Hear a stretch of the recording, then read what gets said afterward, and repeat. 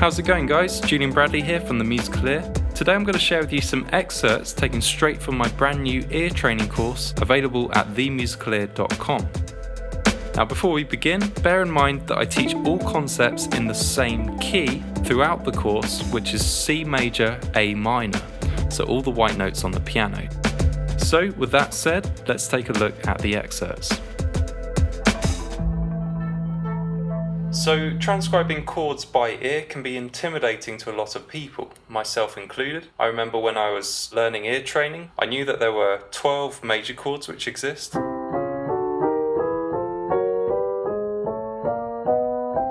And there are 12 minor chords.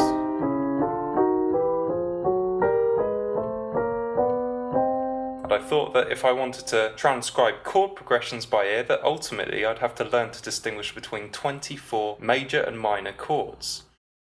However, this is not the case at all, and the only reason that I thought that was that I hadn't yet restricted my playing to one key. So I was playing a range of pieces in a range of keys, and sure enough, as I played from one piece to the next, I would encounter all 24 major and minor chords.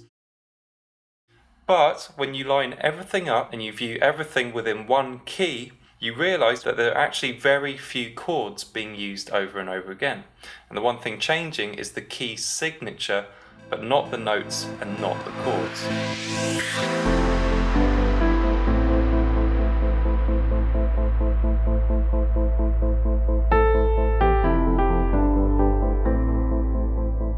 So, if we hold things still within our key of all the white notes, how many chords do you think can be built using these notes from our key? Well, there are 7 notes, which means we can build 7 chords, different chord from each of the 7 notes. Now, to make things even simpler, one of these 7 chords is virtually never used, and that chord is B diminished. This chord is a diminished chord, and for that reason it sounds kind of creepy. So what ends up happening is this chord very rarely gets used. So if we cross B diminished off our list, we are just left with 6 chords. 3 of these chords are major chords: C major, F major, and G major. And 3 of these chords are minor chords: A minor, D minor, and E minor. And these 6 chords make up the vast majority of Western music. And ultimately, to transcribe chords by ear, all you have to do is to learn to distinguish between 3 major chords and 3 minor chords.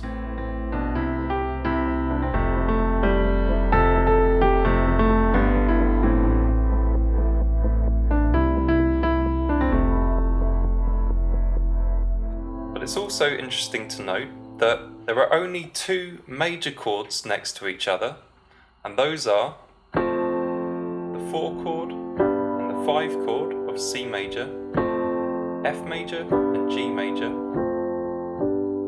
which means if you hear a major chord move up a step to another major chord, then it can only be the 4 chord and the 5 chord.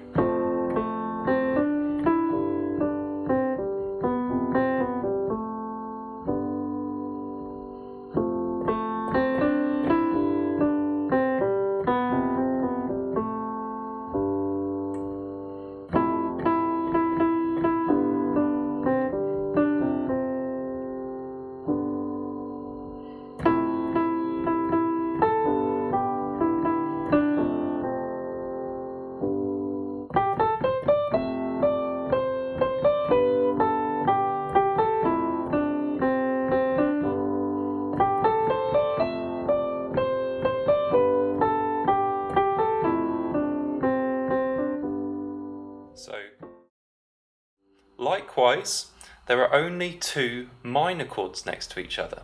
Those are the 2 chord and the 3 chord, numbering from C major, or the 4 chord and 5 chord of the relative minor. Same exact chords, which means if you hear a minor chord move up in step to another minor chord, it can only be the 2 chord and the 3 chord.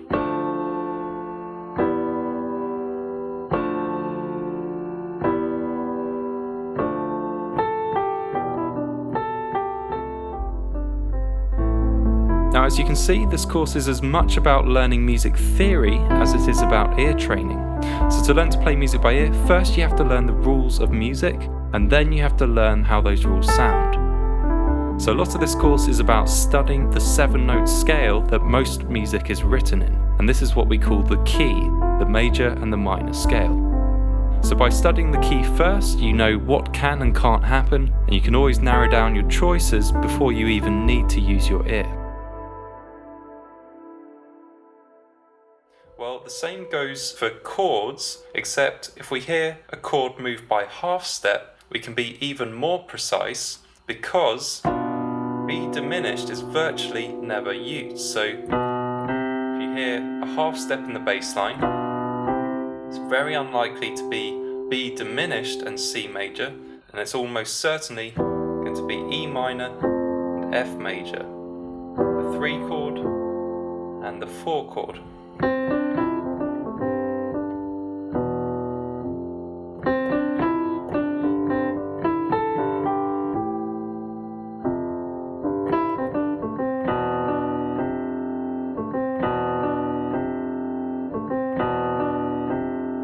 So there's a chord moving by half step.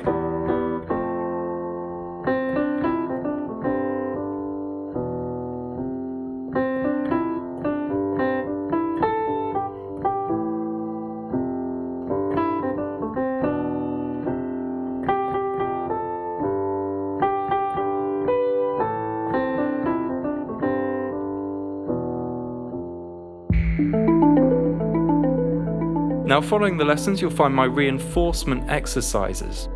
These are over 30 compositions of my own, designed to test you on what you're hearing. So, you'll listen to the exercise, you'll come up with an answer, and then I'll reveal the correct answer, as well as talking you through my thought process. So let's take a look at just one of these exercises.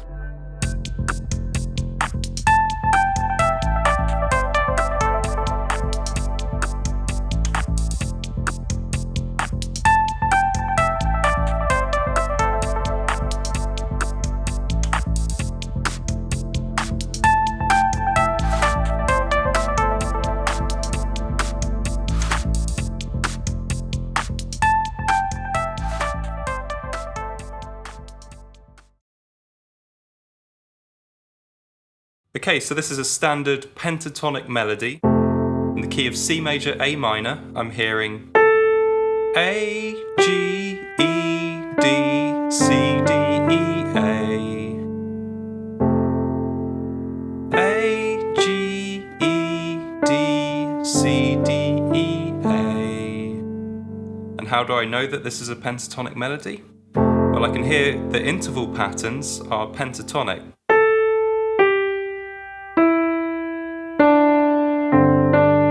Then I have those 3 whole steps in a row,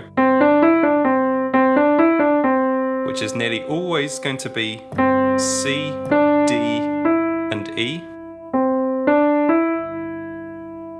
And then in the chords, I have F major going to G major. And this is that chord progression which always wants to resolve, and every time I repeat these 2 non-resolved chords, the tension builds. The ear wants to hear them resolve either to A minor or to C major.